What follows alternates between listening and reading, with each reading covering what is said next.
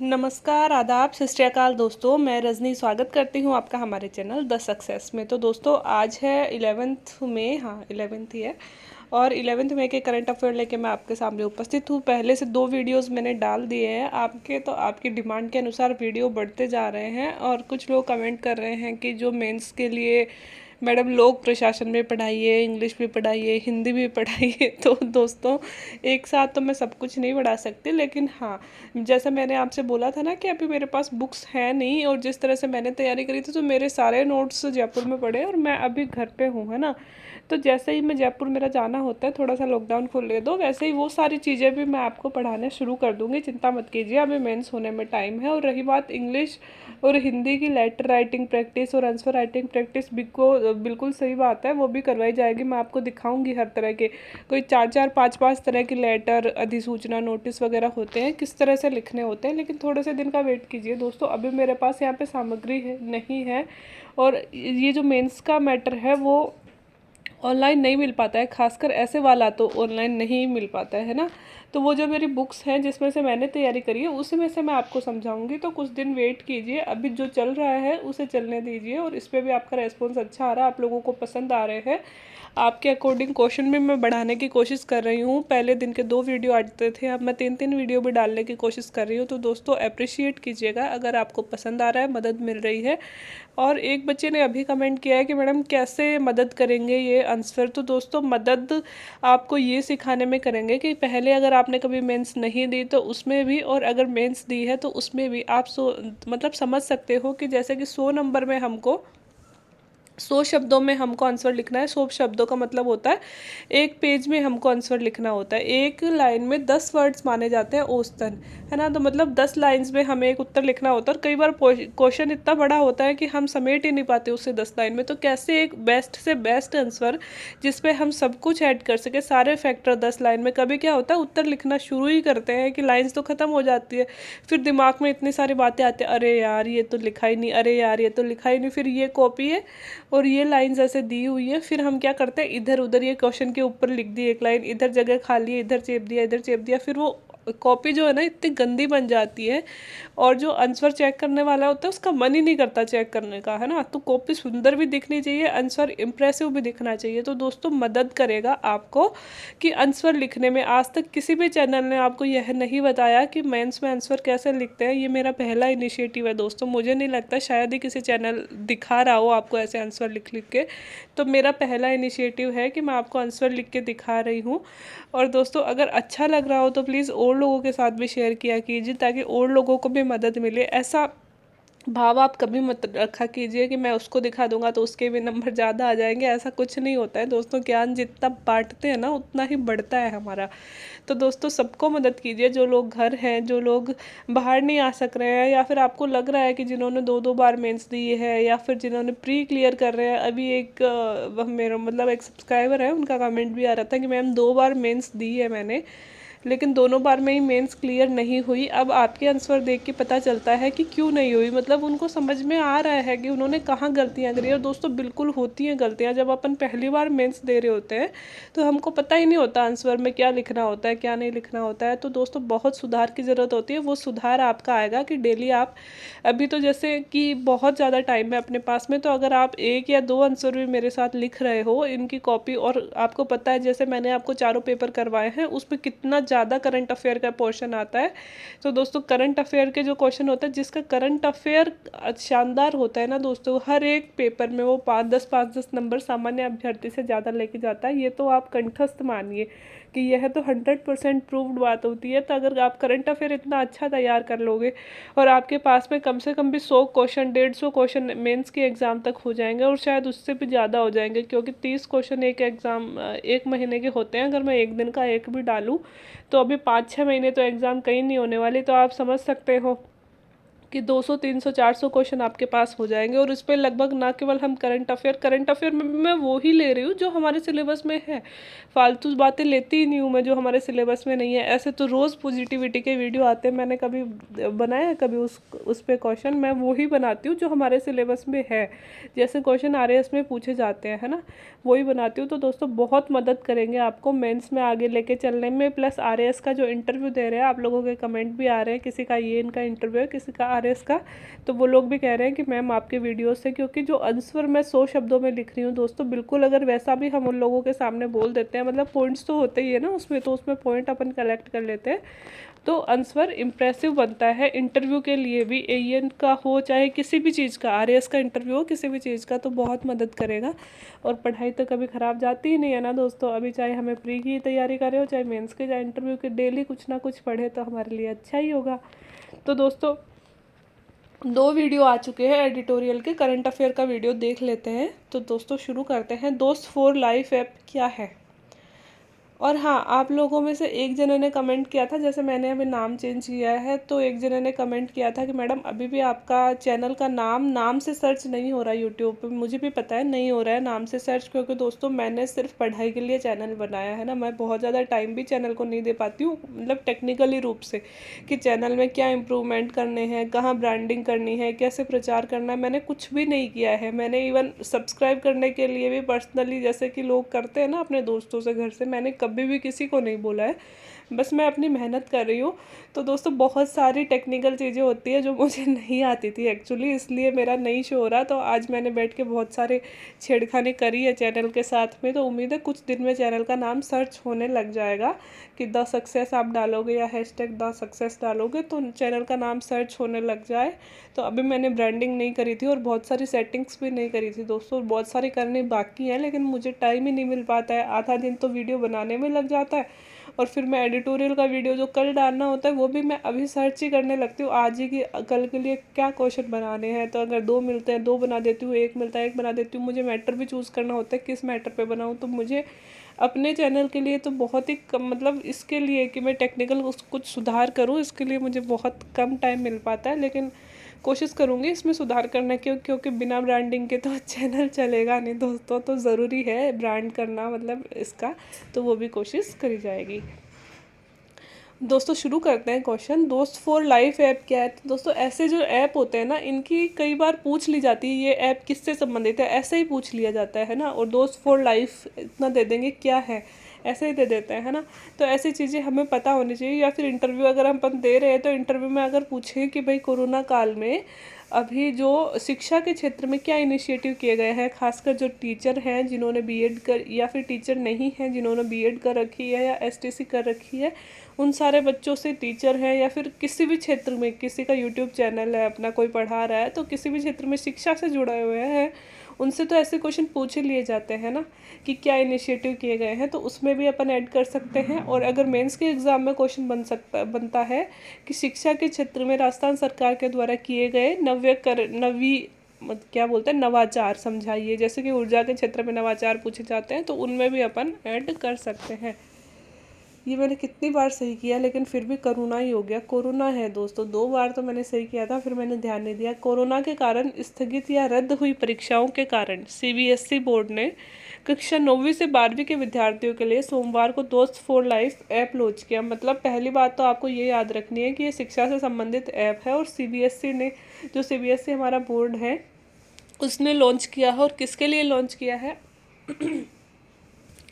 9 से 12 तक के विद्यार्थियों के लिए यह ऐप लॉन्च किया है। यह एक ऑनलाइन लर्निंग ऐप होगा जिसका इस्तेमाल सीबीएसई से संबद्ध स्कूलों के छात्र और उनके अभिभावक कर सकेंगे। दोस्तों ये ऑनलाइन एक लर्निंग ऐप होगा जिसके माध्यम से न केवल छात्र जुड़ सकेंगे, बल्कि उनके पेरेंट्स जो है वो भी इस ऐप के माध्यम से जुड़ सकेंगे, और इसके माध्यम से उन्हें भी सहायता मिलेगी। क्या सहायता मिलेगी? इसमें ट्रेंड काउंसलर और एक्सपर्ट सप्ताह में 3 दिन काउंसलर करेंगे दोस्तों। कुछ काउंसलर बिठाए जाएंगे, कुछ एक्सपर्ट बिठाए जाएंगे। तो जो बच्चे, मतलब आपको पता है दोस्तों, बहुत दिन से स्कूल बंद है, और स्कूल क्या होती है, बच्चों को स्ट्रेस्ड आउट करने का भी एक माध्यम होती है। स्कूल में ही तो अपने दोस्त बनते हैं ना, स्कूल में ही तो हम घर की टेंशन भूल के अपने दोस्तों में एक अलग ही ज़िंदगी जीते हैं। तो सोचिए जिन जिन कोई बच्चा 11th में था, 10th पास करके 11th में आया, 11th 12th है ना, 2 साल उसके ऐसे ही चले गए, उसने देखा ही नहीं। 11th 12th में कितने ज़्यादा मतलब एक एज होती है दोस्तों जिसमें दोस्तों की बहुत ज़्यादा ज़रूरत होती है। ये एज तो ऐसी होती है कि जिसमें परिवार से भी अच्छे दोस्त लगते हैं। हम सब इस एज से गुजरे हैं, तो सोचो उन लोगों की यह एज घर में बंद होके मतलब वो लोग निकाल रहे हैं, तो कितना ज़्यादा मतलब कई बार क्या होता है, अपन गाँव में तो फिर भी ठीक है ना, लेकिन शहरों में क्या होता है, बच्चे स्ट्रेस में आ जाते हैं, दिन भर वही मोबाइल, वही टीवी, वही एक रूम और मतलब वही सारी चीज़ें, है ना। तो बच्चे स्ट्रेस में आ जाते हैं, तो बहुत सारे बच्चों के साथ ये शिकायत आई है। तो इसके लिए दोस्तों काउंसलर बिठाए गए हैं, है ना, और एक्सपर्ट्स बिठाए गए हैं, जिसपे कुछ निश्चित टाइम दिया गया है, जिस निश्चित टाइम पर बच्चे और बच्चों के माँ बाप दोनों ही अपने बच्चे के बारे में काउंसलिंग करवा सकेंगे। मतलब किसको भी किसी भी तरह की ये काउंसलिंग, मतलब मनोवैज्ञानिक कोई प्रॉब्लम हुई है तो वो इनकी सलाह ले सकेंगे, काउंसलिंग करवा सकेंगे, ठीक है। तो ये था दोस्त फॉर लाइफ ऐप। बाकी इसमें दिया नहीं है कि काउंसलर किस तरह से हेल्प करेंगे, ये नहीं दिया है। आगे का करियर के लिए हेल्प करेंगे या फिर साइकोलॉजिकल प्रॉब्लम्स के लिए हेल्प करेंगे, इतना ज़्यादा दिया नहीं है। 1-2 दिन में अगर आता है नेट पे या कहीं भी गूगल सर्च करके मैं आपको बता दूंगी, या फिर आप लोगों को कहीं मिलता है गूगल पे सर्च करके चेक करना कि ये किस चीज़ से रिलेटेड है। हो सकता है करियर से रिलेटेड हो। कई बार सरकार इसलिए ऐसे भी काउंसलर बिठाती है ना आगे के करियर के लिए सलाह देने के लिए, बट वो करियर एक्सपर्ट होते हैं। मुझे लगता है साइकोलॉजिकल ही है, उसमें तो ऐसे लिखा हुआ था कि कोरोना की वजह से, है ना, तो शायद ये वही वाले होंगे। तो अगर कोई और डिफरेंट फील्ड में हो तो आप लोग भी सर्च करिएगा, मुझे भी टाइम मिलता है मैं भी करूँगी, ठीक है दोस्तों। नेपाल के राजनीतिक अस्थिरता की अपन ने बात करी थी, तो दोस्तों वही हुआ जो होना था, जिसका शक था। कोहली जी ने अपना बहुमत खो दिया है। ये कोहली जी दोस्तों चाइना के बड़े पक्के दोस्त हैं, ये हमेशा चाइना, पता है इन्होंने क्या बयान दिया था अभी थोड़े दिन पहले, जब इंडिया की स्थिति ठीक थी ना कोरोना में, और जब नेपाल में तो कोरोना हो ही रहा था, तो उन्होंने बयान दिया था कि चाइनीज वायरस से भी खतरनाक है इंडियन वायरस। इन्होंने ये बयान दिया था। ये उस इंडिया के लिए बयान दे रहे हैं जो इंडिया इनकी इतनी हेल्प करता है हमेशा, लेकिन फिर भी उन्होंने बयान दिया चाइनीज, अभी कुछ दिन पहले ही, चाइनीज वायरस से भी खतरनाक इंडियन वायरस है ना। तो इस तरह के बयान उन्होंने दिया था, तो इनसे अपनी सरकार संभलने में नहीं आ रही है। तो प्रधानमंत्री केपी शर्मा ओली ने सोमवार को संसद में विश्वास मत खो दिया, क्योंकि उनके समर्थन में 93 वोट आए और विरोध में 124 सांसदों ने मतदान किया और 15 सांसद तटस्थ रहे। तो हमने बात करी थी कि उनको विश्वास मत के लिए कितने की 136 की ज़रूरत थी दोस्तों, 136, लेकिन आए उनके 93 ही। इस तरह नेपाल में एक बार फिर से राजनीतिक अस्थिरता का माहौल हो गया है। नेपाल में 5.5 साल में 4 पीएम बदल चुके हैं। ये यहाँ पे लाइन कट गई, लेकिन ये लिखा हुआ है 5.5 साल में 4 पीएम बदल चुके हैं। तो सोच रहे हो आप इंडिया में, नेपाल में कितनी भयानक अस्थिरता हो रही है, और वो भी इस कोरोना काल में, जब एक नेता की बहुत ज़्यादा ज़रूरत होती है। उस समय अगर नेता ही नहीं है, कोई एक बड़ा नेता ही नहीं है, संसद ही भंग हो गई है, तो सोचो नेपाल की क्या हालत होगी। अपने पड़ोसी देश है तो अच्छा नहीं है दोस्तों अस्थिरता रहना इंडिया के लिए। कभी भी इंडिया के लिए भी यही सही होता है कि हमारे पड़ोसी देशों में राजनीतिक स्थिरता बनी रहे, क्योंकि देखो क्या हुआ है अभी म्यांमार में, क्या हुआ है म्यांमार में, राजनीतिक अस्थिरता बन गई है। म्यांमार में सैनिक शासन आ गया है ना, मतलब उन्होंने तख्ता पलट कर दिया वहाँ की सेना ने। तो तख्ता पलट करने से क्या हुआ, आंग सान सू की जो थी उनको जेल में डाल दिया गया। वहाँ पे डेमोक्रेटिक सरकार चल रही थी, एक्चुअली वहाँ पे डेमोक्रेटिक नहीं चल रही थी दोस्तों, डेमोक्रेटिक और सेना दोनों की मिली जुली सरकार चल रही थी। पहले वहाँ पे सेना की चलती थी, पहले आपको पता होगा ना, सू की कितने दिन तक जेल में रही थी, मतलब क्या बोलते हैं उसको, नज़रबंद रही थी, है ना। और फिर सूकी के खिलाफ विश्व में भी आंदोलन चला था और सूकी को निकाला गया जेल से। तो डेमोक्रेटिक सरकार तो सूकी नहीं बना पाई, बट सूकी की डेमोक्रेटिक थी, प्लस उसमें उसके साथ ही सेना की सरकार भी थी दोस्तों। मतलब कि जैसे हमारे कैबिनेट में मंत्री होते हैं ना, तो वहाँ की कैबिनेट में कुछ फिक्स पद होते हैं, जैसे कि एक कैबिनेट में 20 मंत्री है, तो उनके लिए ऐसा होता है कि 10 पद तो सेना के और 10 पद निर्वाचित सरकार के, है ना। तो जैसे ऐसे ही था सूकी के पास में भी, लेकिन अब क्या हुआ, वहाँ की सेना ने एकदम से तख्ता पलट कर दिया और सूकी को, जो आंग सान सूकी है, उनको फिर से जेल में बंद कर दिया और वहाँ पे अपनी सरकार बना ली। मतलब सरकार क्या बना ली, शासन पे अधिग्रहण कर लिया, है ना। तो अब स्थिति क्या हो गई म्यांमार में फिर से दोस्तों, म्यांमार में वही रोहिंग्या समस्या भी कितनी ज़्यादा हो गई। वहाँ के शरणार्थी भाग भाग के हमारे यहाँ पे आ रहे हैं, है ना। तो ये सारी समस्याएं, अगर हमारे पड़ोसी राज्य में कोई दिक्कत होती है तो फिर ना इंडिया पे भी उसका असर पड़ता है। तो हमारे लिए ज़रूरी है कि हमारे पड़ोसी राज्यों में शांति बनी रहे।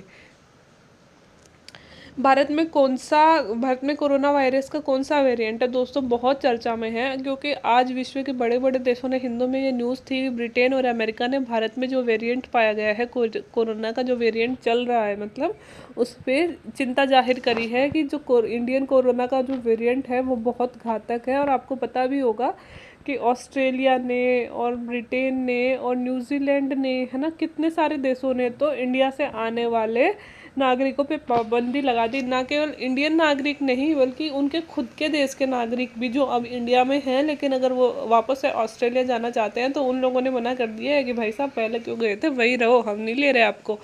आप समझ सकते हो इंडिया कैसा है। इंडिया ने क्या चलाया था आपको पता है? इंडिया ने, उसका मैं नाम भूल गई अभी अभी अपने नागरिकों को लाने के लिए मैत्री चलाया था, या कौन सा, तो नहीं, वैक्सीन मैत्री तो नहीं था, अभी एक प्रोग्राम चला, हाँ, वंदे भारत मिशन, हाँ, वंदे भारत मिशन चलाया था ना, जब इंडिया में इतना इंडिया में इतना कोरोना नहीं फैला था और विदेश में फैल गया था, तो मतलब कितने कितने देशों से, ब्रिटेन से और सबसे एयरलिफ्ट कर करके हमारे नागरिक इंडिया में लाए गए थे। और इवन इंडिया तो अपने नागरिक ही नहीं, औरों के नागरिक भी बचा बचा के लाता है। जब सऊदी अरब, मतलब जब अरब कंट्रीज देशों में दोस्तों वार हुआ था ना, तो इंडिया ने अपने हजारों नागरिक एयरलिफ्ट के जरिए बचा बचा कर लाए थे। और वो नर्स वाली कहानी तो आप सबने सुनी ही होगी कि हमारे कितनी सारी नर्सों को कैद कर लिया गया था, 100-150 को। वो मूवी आपने देखी होगी, कितनी शानदार मूवी है, उसका नाम भी शायद एयरलिफ्ट या कुछ है। और वो तो मतलब एयरलिफ्ट वाली मूवी तो है, अक्षय कुमार वाली है शायद मेरे हिसाब से, हिंदी जो मूवी है, लेकिन उसका जो साउथ वर्जन है, रियल में वो साउथ की मूवी थी, और उसका जो साउथ वर्जन है वो तो इतना शानदार है दोस्तों, किस तरह से हमारे नर्सेज को बचा के लाया जाता है। कहने का मतलब ये है कि इंडिया तो अपने नागरिकों को कहीं नहीं छोड़ता है। मतलब हम चाहते तो हम भी कह सकते थे इंडियन नागरिकों को, क्योंकि उस टाइम पे इंडिया में इतना वायरस नहीं था कि हम भी कह सकते थे कि हम नहीं लाएंगे, लेकिन इंडिया तो अपने नागरिकों को छोड़ के दोस्तों, अगर कहीं और भी वार होता है, वहाँ पे नागरिक फंस जाते हैं, उनको भी निकालने का कार्य करता है। लेकिन ये देश देखो कैसे अपने, मतलब हमारे आईपीएल में ऑस्ट्रेलिया के बड़े बड़े खिलाड़ी आए हुए थे, है ना, न्यूजीलैंड के आए हुए थे, श्रीलंका के आए हुए थे, इन सब देशों ने मना कर दिया है इनको कि हम नहीं आपको वापस ले रहे जब तक कोरोना वायरस नहीं जाता, क्योंकि इन सबको इंडिया के वेरिएंट से डर लग रहा है कि इंडिया का वेरिएंट बहुत खतरनाक है, अगर ये लोग आएंगे तो वायरस लेके आएंगे और हमारे देश में भी वायरस फैलाएंगे। और ये लोग सिंपल लोग नहीं है, कितने बड़े बड़े खिलाड़ी हैं, कितनी इज्जत होती है खिलाड़ी की अपने देश में, लेकिन उनको भी मना कर दिया है। तो आप हमारे देश पे कुछ बातों में, मतलब कुछ बातों में नहीं, बहुत सी बातों में इंडिया ऐसा है कि खुद पे प्राउड फील होता है कि हम ऐसे देश में पैदा हुए हैं। यार एक चीज़ तो माननी पड़ेगी, वसुदैव कुटुंबकम की भावना जो है ना, मतलब दया की भावना तो इंडिया में हमेशा से रही है, और हमेशा से अपने नागरिकों के लिए अच्छा काम ऐसे तो करते हैं अपन, है ना। तो यही एक, मतलब एक एग्जाम्पल दिया है इंडियन वेरिएंट से लोग कितना डर रहे हैं। तो इंडियन वेरिएंट का नाम आप याद कर लीजिएगा दोस्तों, ये ज़रूर ज़रूर एग्ज़ाम में आएगा। B1.617, मतलब B1 और 617 और 618 दो है, लेकिन जो 617 वाला है ना वो ज़्यादा खतरनाक है ना। तो ये बहुत चर्चा में चल रहा है आजकल, तो ये याद कर लीजिएगा साइंस टेक से, और मतलब ऐसे क्वेश्चन पूछ ही दिए जाते हैं। तो पूरी दुनिया के लिए आज कोरोना वायरस की जगह है, कोरोना वायरस का यह इंडियन वेरिएंट चिंता का विषय माना जा रहा है। कोरोना 19 पर बने आईसीएमआर टास्क फोर्स के सदस्य डॉक्टर प्रोफेसर एन के अरोड़ा का कहना है कि वायरस जितनी अधिक आबादी में घूमेगा उतना म्यूटेशन होगा, और भारत में ज़्यादा मरीज आ रहे हैं, लिहाजा यहाँ म्यूटेशन भी ज़्यादा होता है। वेरिएंट क्या होता है दोस्तों? वेरिएंट एक प्रकार होता है, मतलब एक वायरस क्या होता है, वायरस बार बार में अपना रूप परिवर्तन कर लेता है। इसीलिए तो हम कहते हैं कि अभी जो वैक्सीन बदली है, हो सकता है थर्ड स्ट्रेन आए उसमें ये वैक्सीन काम नहीं करे, क्योंकि वायरस का जो डीएनए सीक्वेंस है वो चेंज कर लेता है वायरस की, यही तो सबसे बड़ी पहचान होती है, इसीलिए तो उस पर काबू नहीं पाया जाता है ना। तो मतलब भारत में जो वेरिएंट है उसका सीक्वेंस कुछ अलग है और उसको ये नाम दिया गया है। तो हमारे जो एक टास्क फोर्स गठित की गई थी, तो उन्होंने कहा था कि भारत का जो वायरस है वो ज़्यादा म्यूटेशन कर रहा है। म्यूटेशन का मतलब अपना रूप परिवर्तन ज़्यादा कर रहा है, और वो क्यों कर रहा है कि हमारे यहाँ पे ज़्यादा मरीज आ रहे हैं, मतलब लिहाजा म्यूटेशन भी ज़्यादा होगा। जितने ज़्यादा लोगों में वायरस जाएगा दोस्तों, उतना ही ज़्यादा म्यूटेशन होगा, उतना ही ज़्यादा उसका रूप परिवर्तन होगा। परंतु यहाँ एक बात यह भी है कि हर म्यूटेशन गंभीर नहीं होता, क्योंकि ज़्यादातर म्यूटेशन तो खुद ही ख़त्म हो जाते हैं, लेकिन यदि गंभीर म्यूटेशन एक जगह से दूसरी जगह घूमने लगे तो मामला गंभीर हो जाता है। तो ये कुछ बातें कोरोना के बारे में थी। एक दोस्तों हैप्पी हाइपोक्सीमिया रोग के बारे में आया है, तो ये भी मुझे बहुत खतरनाक लगा। मुझे लगा आपसे शेयर करना चाहिए, एग्ज़ाम व्यू से भी और जनरल लाइफ में भी बहुत इंपॉर्टेंट है। कोरोना की दूसरी लहर में ऐसे कई मामले सामने आए हैं जिसमें मरीज को कोई लक्षण नहीं दिख रहा और अचानक ऑक्सीजन लेवल घट रहा है। इससे विशेषज्ञों ने हैप्पी हाइपोक्सीमिया का नाम दिया है। दोस्तों, आप सब लोगों ने सुना होगा कि हमारे आसपास इतने कितने सारे मरीज़ हैं जिनके तो लक्षण भी नहीं दिख रहे, कि उनके कोई बुखार नहीं है, उनके कोई खांसी नहीं है, लेकिन फिर भी एकदम से उनको सांस आने में दिक्कत हुई और एकदम से उनकी मौत हो गई। तो एक नई चीज़ सामने आई है जिसे वैज्ञानिकों ने नाम दिया है हैप्पी हाइपोक्सीमिया, इसी चीज़ को, है ना, क्योंकि उनका ऑक्सीजन लेवल एकदम से घट जाता है। इसमें होता यह है कि शरीर में वायरस लोड होता है और उसकी वजह से फेफड़ों को नुकसान भी पहुंचाता है और ऑक्सीजन का स्तर नीचे चला जाता है और नज़र ना रखें तो 50% तक गिर जाता है। दोस्तों, हमारे शरीर में जो वायरस है वो चला जाता है, लेकिन हम पे वो असर नहीं करता, मतलब उसके जो सिम्टम्स है वो बाहर नहीं आ पाते हैं। लेकिन वायरस फेफड़ों पे असर करने लगता है, लेकिन कई बार उसके सिम्टम्स नहीं दिखते हैं, है ना। और फेफड़ों पे जैसे ही असर करता है तो कई बार ज़्यादा कर देता है, तो ऑक्सीजन लेवल एकदम से नीचे चला जाता है दोस्तों। और अगर 50% से नीचे चला गया तो फिर वो काबू में नहीं आ पाता है। तो इससे क्या होगा कि फिर सांस लेने में तकलीफ आएगी, कमजोरी, घबराहट, पसीना आना, चक्कर आना, ये सब लक्षण हैं और मरीज एकाएक वेंटिलेटर पे पहुंच जाता है। अब दोस्तों, कुछ सोचिए कि कहीं गांव में है और किसी को ये प्रॉब्लम हो गई, कहाँ से वेंटिलेटर लाएंगे दोस्तों। हॉस्पिटल में पहुंचने में 1-1 घंटे लग जाते हैं। कुछ गाँव तो बेचारे इतने दूर हैं, यहाँ पे तो वेंटिलेटर वाली एम्बुलेंस भी नहीं है ना। तो ऐसे फिर मरीजों की बहुत सारों की मृत्यु हो रही है अभी। हाइपोक्सीमिया का शाब्दिक अर्थ है खून में ऑक्सीजन का स्तर बहुत कम होना। हाइपोऑक्सिया मतलब ऑक्सीजन स्तर कम होना। अर्थात अगर स्वस्थ व्यक्ति की बात करें दोस्तों, ये इंटरव्यू में बहुत इंपॉर्टेंट है, पूछे जा सकते हैं कि एक स्वस्थ व्यक्ति के खून में ऑक्सीजन सैचुरेशन 95% होता है, 95% या इससे भी ज़्यादा होता है, लेकिन एक कोरोना मरीजों में घटकर 50% तक पहुंच जाता है। स्वस्थ व्यक्ति में 95% से भी ज़्यादा होता है, लेकिन कोरोना मरीजों में एकदम से कम हो गया, 50% तक पहुंच जाता है।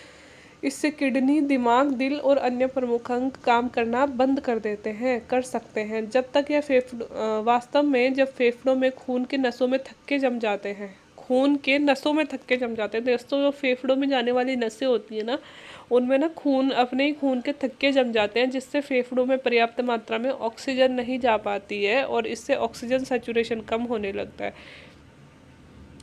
और इसे ही हैप्पी हाइपोक्सिया कहते हैं दोस्तों। कि मतलब अपनी नसों में खून के थक्के जम जाएंगे तो ऑक्सीजन का प्रवाह ठीक से नहीं हो पाएगा, ऑक्सीजन का प्रवाह ठीक से नहीं हो पाएगा तो ऑक्सीजन सैचुरेशन कम हो जाएगा एकदम से, और फिर सांस लेने में बहुत ज़्यादा तकलीफ आएगी, तो हमें ऑक्सीजन सिलेंडर या वेंटिलेटर नहीं मिलता है, तो फिर मरीज की मृत्यु भी हो सकती है। तो बहुत ही खतरनाक है दोस्तों, बच के रहना बस कोरोना से, यही हम कह सकते हैं।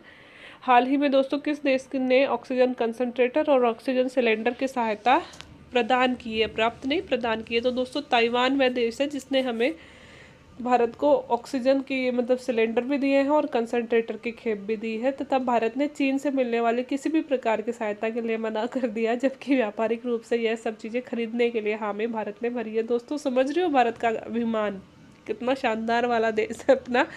कि दोस्तों, आपको पता होगा शी जिनपिंग का अभी थोड़े दिन पहले बयान आया था कि हम भी भारत की सहायता करने के लिए तैयार हैं, सहायता करेंगे, मतलब तैयार क्या है, करेंगे। जैसे कि हमारे ब्रिटेन हमारी सहायता कर रहा है और अमेरिका हमारी सहायता कर रहा है, ऐसे ही अभी ताइवान ने भी अपन को सहायता के रूप में बहुत सारी ऑक्सीजन सिलेंडर और कंसंट्रेटर भेजे हैं। अब दोस्तों, चाइना ने जैसे बोला था तो शी जिनपिंग हमारी मदद करने के लिए भी तैयार था, लेकिन भारत इतना स्वाभिमानी है कि भारत ने बोला कि वैसे तो आप आके बॉर्डर पे हमसे लड़ते रहो, वैसे सारी दुनिया में वायरस फैलाते रहो और मदद करने के नाम पे बोल हो रहे हो, हमें मदद करनी है, हमें नहीं चाहिए आपकी मदद, आप अपने पास रखिए। हाँ, क्योंकि ज़िंदगी में भविष्य में कभी ऐसा टाइम आएगा जब आप बोलोगे कि भारत तो मर रहा था, हमने बचाया था आपको, हम आपको ऑक्सीजन नहीं देते तो भारत आज यहाँ पहुँचता ही नहीं, है ना। तो भारत को ऐसे देश की मदद नहीं चाहिए जो एक तरफ तो सेना पे आके हमारे जवानों को काट रहा है और दूसरी तरफ हमारी मदद कर रहा है। तो भारत ने कहा कि हाँ, हमें ज़रूरत है इस वक्त, हम आपसे खरीद सकते हैं पैसे दे के, लेकिन आपका कोई एहसान नहीं चाहिए हमें। तो भारत ने मदद लेने के लिए, मतलब एड और असिस्टेंस लेने के लिए मना कर दिया, किसी भी प्रकार का एड लेने के लिए मना कर दिया, लेकिन कॉमर्शियल रूप से भारत ऑक्सीजन सिलेंडर और बाकी जो अन्य दवाइयाँ हैं वो चाइना से खरीदेगा। तो ये एक अच्छी बात हम अपने देश की देख सकते हैं। एक दोस्तों छोटी सी रिपोर्ट आई है, स्टेट ऑफ वर्किंग इंडिया 2021 की रिपोर्ट आई है। तो सबसे पहले तो यह कहाँ से प्रकाशित होती है? तो दोस्तों अजीज प्रेमजी यूनिवर्सिटी द्वारा प्रकाशित होती है। तो इसने बोला है दोस्तों कि भारत में अप्रैल और मई 2020 में एकदम से 100 बिलियन लोगों की नौकरी खो गई थी। मतलब 100 बिलियन लोगों ने नौकरी गंवा दी थी, क्योंकि कितने सारे प्रवासी मजदूर बेघर हो गए थे दोस्तों, अपने गांव में लौट गए थे। फिर जून 2021 तक की बात करें तो 15 बिलियन लोग, मतलब 100 बिलियन लोग क्यों, क्योंकि एकदम से लॉकडाउन लगा और 100 बिलियन लोगों ने नौकरी खो दी। लेकिन उनमें से कुछ को तो वापस मिल गई, लेकिन 15 बिलियन लोग 1 साल बाद भी बेरोजगार हैं।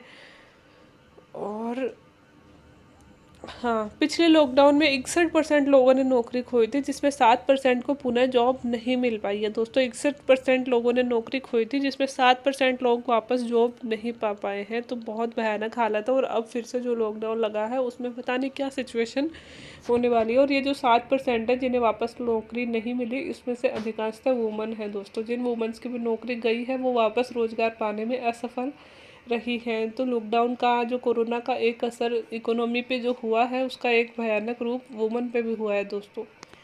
तो दोस्तों ये थे आपके करंट अफेयर्स आज की। उम्मीद है आपको अच्छे लगे होंगे। अच्छे लगे हों तो वीडियो को लाइक, शेयर एंड सब्सक्राइब कर दें। वीडियो देखने के लिए थैंक यू सो मच।